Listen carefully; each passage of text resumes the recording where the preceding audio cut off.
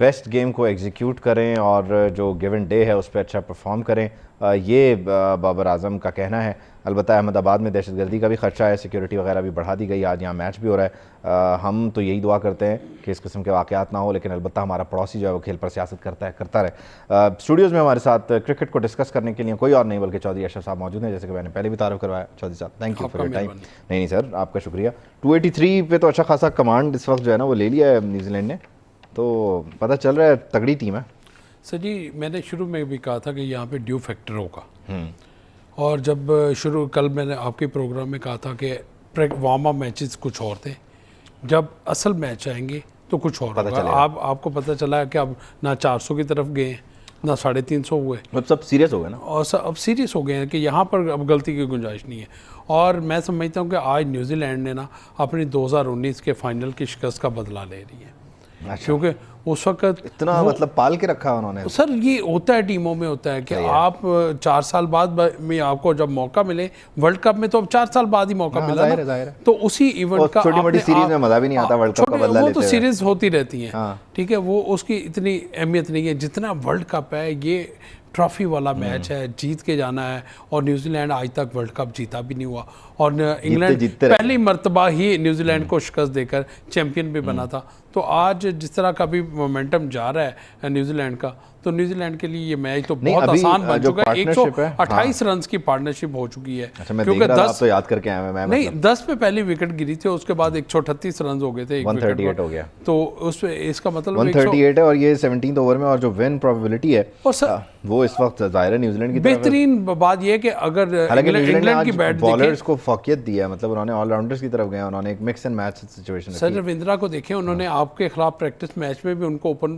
के तौर पर इस्तेमाल किया और 90 रन की उन्होंने इनिंग्स के लिए। आज फिर वो बॉलिंग के साथ साथ एक विकेट भी उन्होंने ली, और 67 हो गया उनका अभी तक, 50 से प्लस रन 67 हो गया एग्जैक्टली। रविंद्रा ने खेली, मैं ब्रीफ कर देता हूँ ना, जो कॉनवे हैं उन्होंने 50 बॉल्स पर 70 किया है, और 51 पर 67 रविंद्रा का हो गया। 6 छक्के जो हैं वो लगाए हैं रविंद्रा ने 3, और कॉनवे ने 1, और 11 चौके हैं जी कॉनवे के, और 8 चौके लगा दिए हैं वो रविंद्रा ने।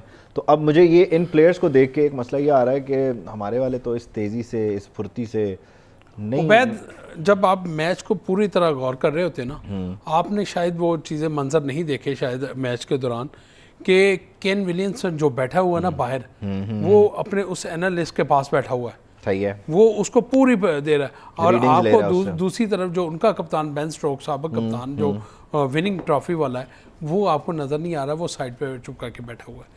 तो जब प्लानिंग करते हैं ना, तो वो उस प्लानिंग के तहत हर मैच पे हमारे लिए आपको खुशखबरी तो दे दी थी कल ही कि इंजमाम वहाँ पर पहुँच गए, और आज प्रैक्टिस सेशन में इंजमाम ने तमाम प्लेयर्स को भी लेक्चर दिया है, और वो उनका प्रैक्टिस सेशन भी देखा है, और बाबर आजम के साथ बेंच पे, एक ही बेंच पे बैठ के बहुत नहीं, वो मशवरे इंजमाम साहब ने दुनियावी मामलात से मुतालिक दिए या क्रिकेट से मुतालिक? नहीं, यहाँ पर तो दुनियावी मामलात नहीं होते, अब तो क्रिकेट है, क्रिकेट पे ही आपने करना है, क्योंकि आप पैसे क्रिकेट के ले रहे हैं। हाँ। आप इमाम मस्जिद नहीं है कि जाके वहाँ पे नमाज पढ़ानी है, ठीक है, वो जो जिसका जो काम है वो जो खिदमत है वो अपनी जगह पर, लेकिन अब आप क्रिकेट गया हुआ कौन कौन है वैसे पाकिस्तान क्रिकेट बोर्ड? अभी तो इंजमाम पहुंचे, सिर्फ इंजमाम है, खुशकिस्मत है। अच्छा, ये टीएडीए के भी अहल होंगे? बिल्कुल लाजमी बात है। वाह वाह, वो तो टीएडीए से मिलेगा।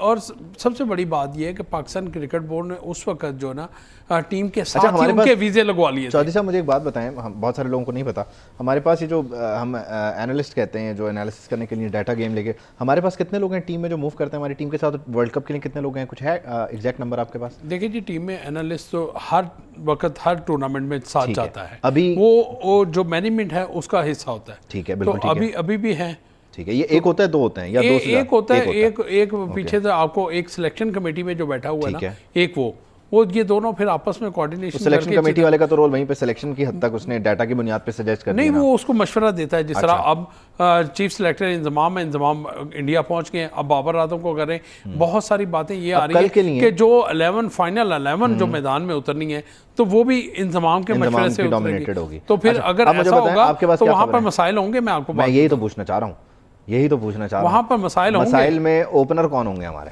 देखो ओपन तो मैं अब्दुल्ला शफीक तो मुझे फिर बाहर बैठता हुआ नजर आ रहा है, वो अभी भी बाहर है, तो बाहर है, अभी इंजमाम चले गए हैं, फ़खर से करेंगे, और उन्होंने खुद फ़खर को मैच विनिंग प्लेयर करार दिया हुआ है। फ़खर तो मैच किस विनिंग तरह प्लेयर हैं निकालेंगे? और इमाम जाहिर है वैसे बाहर नहीं हो इमाम सकते, बाहर नहीं हो सकता। इमाम को कुछ नहीं कहेंगे हम, ठीक है। लेकिन इमाम वैसे बाहर नहीं हो सकते। फिर नीचे बाबर हैं, नहीं, फिर अब्दुल्ला को वन डाउन में नहीं ला रहे। इमाम जब आउट होता है फिर पर्ची की आवाज़ क्यों लगती है?